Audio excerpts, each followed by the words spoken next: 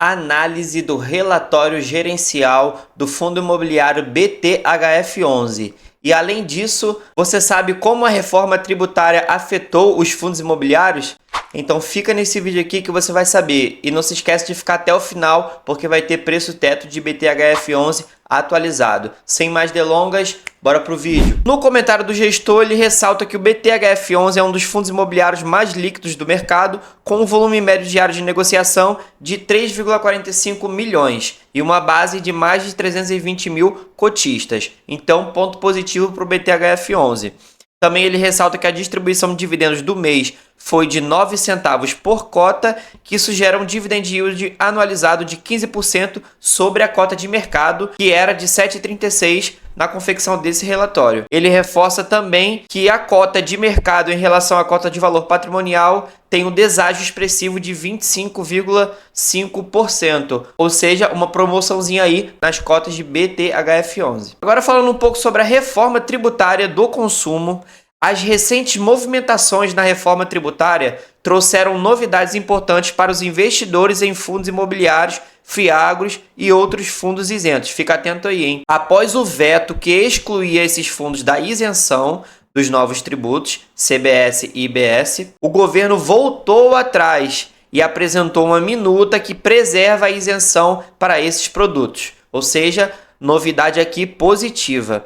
Essa mudança foi resultado dos debates entre o governo, agentes de mercados e frentes parlamentares ligadas ao empreendedorismo e agropecuária. A proposta mais recente estabelece que as operações com imóveis realizadas por fundos imobiliários e FIAGROS não sofrerão incidências de novos tributos. Quando ele diz aqui operações com imóveis, são imóveis físicos, no caso aqui compra e venda, desde que atendam determinados critérios, especialmente aqueles relacionados à isenção na distribuição de lucros pelos fundos. O texto está sendo analisado pelas frentes, que deve apresentar um posicionamento nos próximos dias. No que tange à reforma tributária do imposto de renda, o projeto de lei propõe isenção de IR para quem tem renda mensal de até 5 mil. Para compensar essa renúncia fiscal, foi criada uma alíquota mínima de 10% para quem recebe mais de 600 mil anuais. Entretanto, no cálculo do imposto devido, a princípio o investidor poderá excluir da base de cálculo os rendimentos de títulos e valores mobiliários isentos, assim como os fundos isentos, mantendo a isenção na distribuição de rendimentos desses produtos. Caso o projeto de lei seja aprovado na Câmara dos Deputados, ele ainda precisará ser aprovado pelo Senado e depois sancionado pelo presidente da República. Isso aqui ainda está em discussão. Só uma atualização rápida para vocês. Falando um pouco sobre o cenário macro, eu destaquei a desaceleração da atividade econômica nos primeiros meses desse ano de 2025, com o crédito já mostrando sinais de esgotamento nos setores mais sensíveis aos juros, como varejo e construção civil. E também destaquei aqui o Banco Central revisou suas projeções de curto prazo para a inflação para 2025, com expectativas de 3,7% no quarto trimestre de 2026, sinalizando dificuldade para convergência no horizonte relevante da política monetária. Passando aqui para o portfólio do BTHF11, temos 52,90% do portfólio na renda fixa, que é composto por FIIs de papéis, CRIs e pelo caixa, que vale ressaltar aqui, no relatório do mês anterior, o caixa era de 2,75% do patrimônio líquido e praticamente dobrou, tá? Em 5,72%. No decorrer aqui do relatório, a gente vai abordar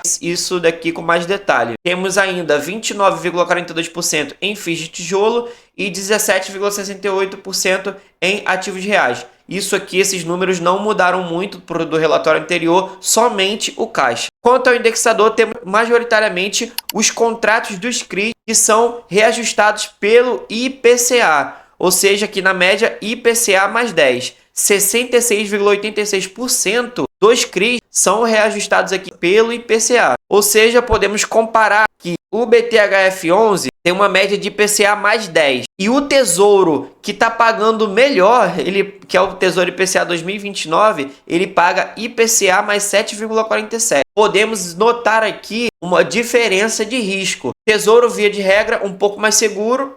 Fundos imobiliários já está incluso aí na categoria de renda variável.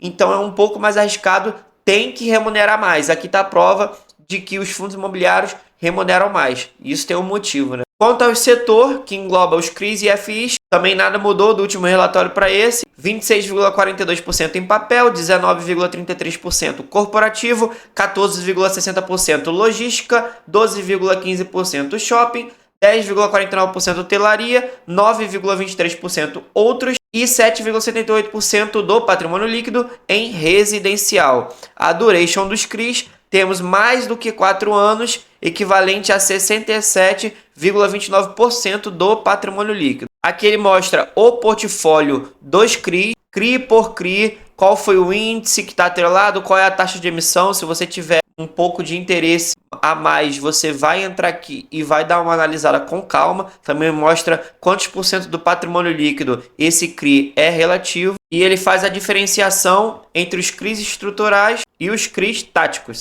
Eu vou frisar aqui o total do valor investido em CRI, que atualmente é de 410,174 milhões. E esse número no relatório passado era um pouco maior. Anteriormente era de 466,429 milhões, que equivalia a 22,63% do patrimônio líquido. E hoje equivale a 19,9%. Ou seja, uma leve redução aí em CRIs, o que pode justificar o aumento no caixa. Quanto ao portfólio dos fundos imobiliários, temos 29,42% do patrimônio líquido em FIIs de tijolo, que é composto pelo BTHI, HTMX, BPML, VTLT e alguns outros aqui embaixo. Particularmente desses, o único que eu tenho em carteira é o XPML11, e eu gostaria aqui de frisar o RBVA11, que equivale a 0,83% do patrimônio líquido. E ele não tinha uma exposição significativa no último relatório, ou seja, no último relatório, esse fundo aqui provavelmente não estava em carteira, ou ele estava dentro dessa categoria outro. Foi feito provavelmente algum aporte nele, né? E ele passou a ter uma exposição significativa. Quanto aos fundos de papel, que representam 27,28% do patrimônio líquido do BTHF11, temos BTCI11, IRM11, KNIP11 e alguns outros. Desses fundos de papel, eu não possuo nenhum. E para completar, ativos reais, que equivale a 17,68% do patrimônio, temos aqui o EZTower Torre B, com 13,78%, e o Pátio Maceió, com 3,9% do patrimônio líquido. Vale lembrar que essa carteira de fundos imobiliários aqui é herança do BCFF11. Quanto ao portfólio do Caixa, podemos ver que essa aplicação compromissada não tinha no relatório anterior. E o total de hoje é de 117,851 milhões em caixa, que anteriormente eram 55,682 milhões. Um aumento significativo de 2,75% para 5,72% do patrimônio líquido em caixa. Fazendo um apanhado geral aqui do portfólio, alocações em ativos, 94,28% do patrimônio líquido, o restante é caixa. Desses 94,28% aqui, alocações em fundos imobiliários, 56,7%, alocações em CRI, 19,9%, alocações em ativos reais, 17,68%. Ou seja, podemos ver aqui que o BTHF11, apesar de ser um hedge fund, ele carrega uma herança muito grande do BCFF e muito exposto a fundos imobiliários. E vocês vão ver aí que ao longo dessa gestão ativa dos próximos meses, próximos anos, o BTHF com certeza vai equilibrar mais esse portfólio dele. E bom seria se ele investisse um pouco mais em ativos reais, né? O que você acha? Deixa aqui no comentário a sua opinião. Falando sobre a cota de valor patrimonial, que é de 9,89, comparado à cota de mercado de 7,36. Isso nos dá um PVP de 0,74%, em média aí uns 16% de desconto na cota BTHF11. O que você acha? Para mim tá ótimo, eu vou seguir comprando. Dando uma olhada na demonstração do resultado, na DRE, a gente pode comparar aqui o mês de março com o mês de fevereiro. O mês de março teve um resultado levemente menor, mas nada que impactasse muito a distribuição de cota. No mês passado foi de 0,097 centavos e nesse mês foi de 0,092 centavos. Diferença ínfima. No breakdown do resultado, neste mês tivemos um lucro na venda de CRIs e na venda de posições de fundos imobiliários, que contribuíram para o resultado. Que no caso, na DRE, ele entra como receita não recorrente aqui, ó, de 1,986 bilhão. No histórico de resultado e previsibilidade futura, eles planejam que o dividendo fique entre 0,092 e 0,98 centavos. Basicamente aqui 9 centavos, não tem diferença nenhuma. Então você pode esperar do BTHF11 9 centavos por cota de rendimento todo mês.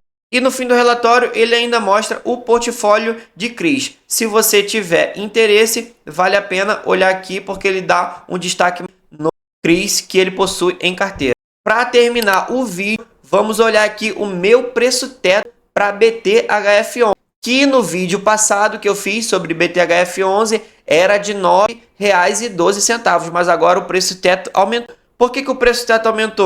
Porque o meu dividendo projetivo cota também aumentou. Era de 0,90, agora é de 0,95. Porque eu tinha pegado a média de pagamento de janeiro, que foi de 6 centavos, e fevereiro, que foi de 9 centavos. E a média tinha dado algo em torno de 8 centavos por cota. E agora a média já subiu para 0,8367 centavos por cota. Então isso impacta no preço teto. Preço teto de R$ 9,50 para quem quer receber 10%. Para quem quer receber 11% de dividend yield, acha que é mais arriscado, quer receber 11%, preço teto de R$ 8,64, que ainda está longe da cotação atual de hoje. Mas para quem acha que BTHF é arriscado demais e quer 12% aqui de dividend yield, cara, você pode comprar até R$ 7,92. Aqui no caso já vai ser uma margem negativa, né? Ou seja, estamos sem margem. Mas vamos manter aqui nos meus 10%, para mim está ótimo, R$ 9,50. Cotação atual de R$ 7,96. Eu creio que vai recuperar aí, vai passar daqui a pouco facilmente dos R$ 8,00 de cotação de mercado. Eu possuo 480 cotas de BTHF11, que na cotação atual está me dando um patrimônio de R$ 3.820,80, que gerando dividendo médio de 9 centavos, todo mês eu recebo R$ 44,16. Anual, R$ 529,92. R$ 530 todos os anos. Só com esse fundo imobiliário. Isso se eu não comprar mais. Mas é lógico que eu vou comprar. Inclusive, estou pretendendo comprar agora no aporte do próximo mês. Fica ali. Então é isso aí. Sem mais delongas, esse foi a análise do relatório gerencial de hoje. Se você gostou, já deixa o like. Se inscreve para ajudar o nosso canal a crescer. Comenta aqui abaixo se você quer que eu faça a análise de algum fundo imobiliário que você tem interesse. Mas para isso, você precisa ser inscrito do canal. Você é inscrito do canal? Comenta aqui abaixo qual fundo imobiliário você quer, que eu vou tirar um print e no próximo vídeo de análise eu já vou deixar o print estampado fazendo menção ao seu comentário. Então é isso aí, sem mais delongas, até a próxima.